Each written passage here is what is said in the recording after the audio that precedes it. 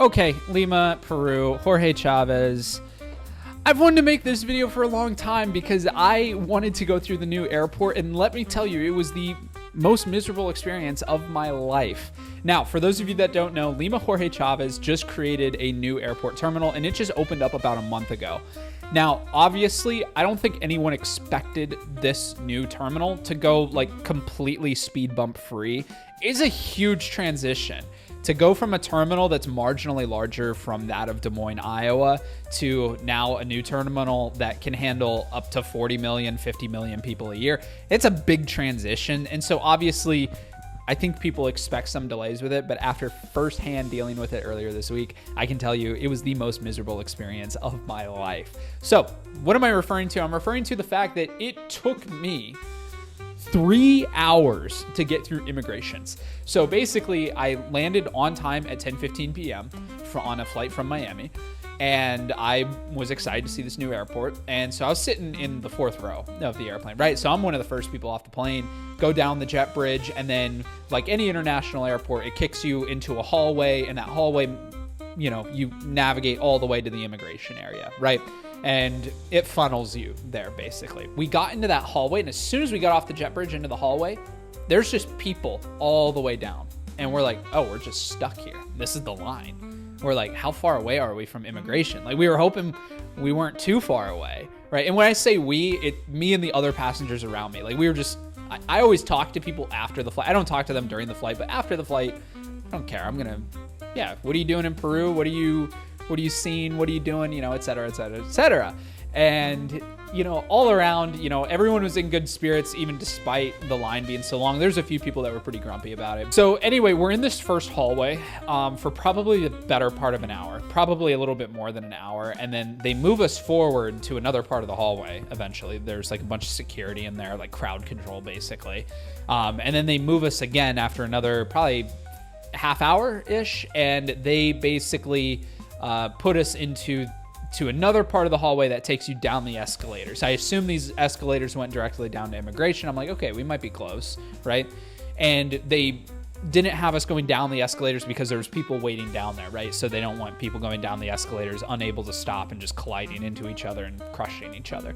So ultimately, after a few more minutes, probably another 30 minutes of waiting there, they let us go down the escalators into this other waiting area, and I realized we're still not into immigration.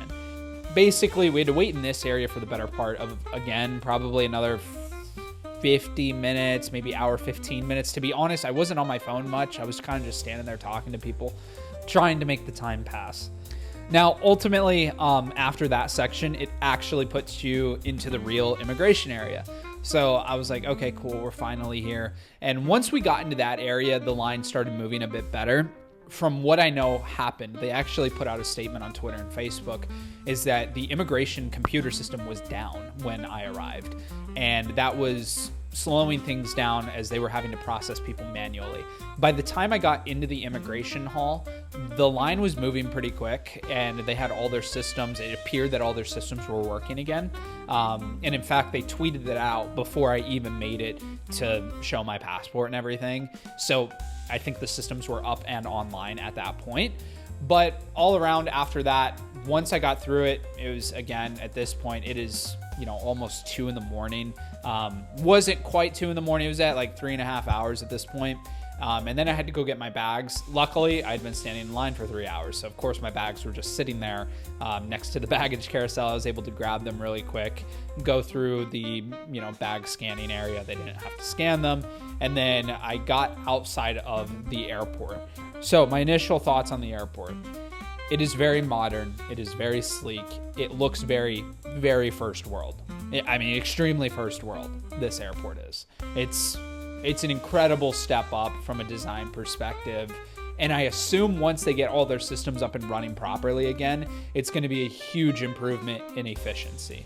Now, they're obviously still not there. There's obviously a lot of problems with this airport, such as, for example, on any given day over the last month since it's opened, Flights have been delayed. Anywhere between 50 and 80% of the flights every single day are delayed leaving the airport. Some of them significantly. Cancellations aren't too prevalent. It's mainly just delays, but obviously something's wrong here with this airport.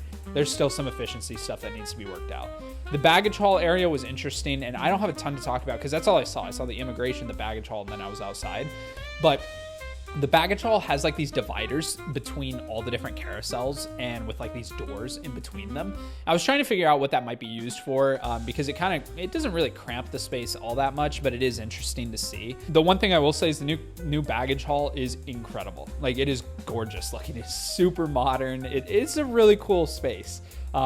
It's a lot more, it looks like an airport more than it does an office building like the previous one looked. Now, one of the things that I've seen come up online quite a bit is a lot of people feel more unsafe outside of the airport now than what they did at the previous airport.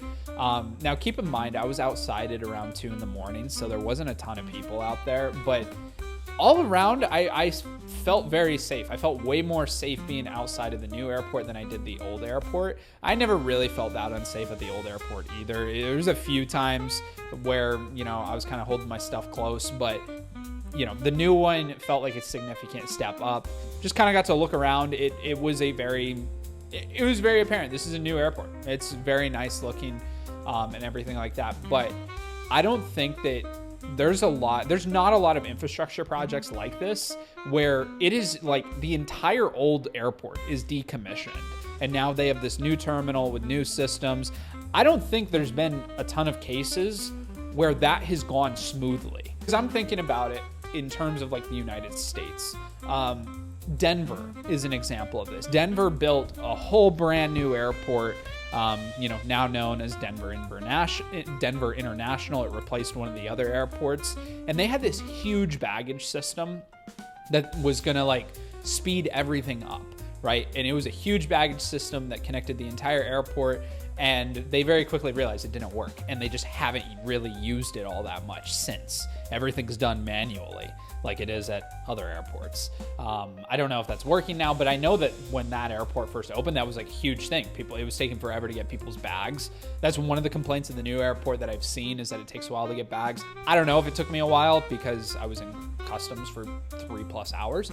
I think that a transition this big is gonna take time. Now, I didn't get a ton of time to explore the airport. I was so tired, I just didn't even care. When I did walk out of the baggage area though and start walking to the street, they had the TV crews out there interviewing passengers on how bad the experience was. So this airport has only been open to today about a month, and we'll see how it improves over the next few months. It's something that I'm keeping an eye out of. It's something I'm keeping an eye on. That's the word I'm looking for. This is the first video I've done on this channel in a very, very long time. I'm gonna be doing a lot more. I'm hoping to start doing at least a few videos a month. So make sure to hit like, hit subscribe, all that jazz. I'm gonna have more updates about this airport in particular in the future, as I'm gonna be traveling to and from it quite a bit over the next few years. So even the next few months. So anyway, appreciate you guys. Hope you have a great rest of your day, and I'm Cameron, and we'll see you.